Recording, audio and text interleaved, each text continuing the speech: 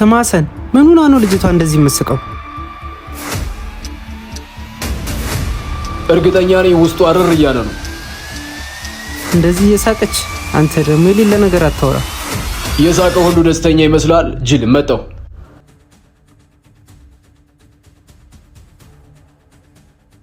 ሰላም፣ ውሃ ትፈልጊያለሽ?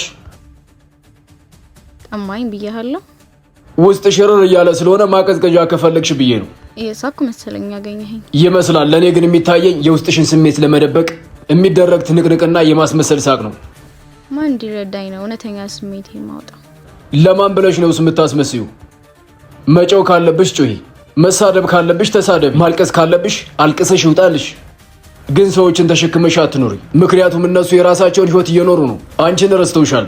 አንቺ እነሱን ተሸክመሽ የራስሽን ህይወት ረስተሻል። በዚህ ምድር ላይ በጣም ቀላሉ ነገር ማውራት ነው። አሁን ይበቃሻል። ለራስሽ ይቅርታ አድርጊለትና ያቺ ሚጤጥየዋ ትንሽየዋ ጩጬ፣ ያቺ ገደብ የሌላት ጩጬ ትውጣና እንደፈለገች ትሁን። ዛሬ እድሜሽ ላይ መቀነሱ እውነት ነው። እሺ አንተ ጋር ልምጣ?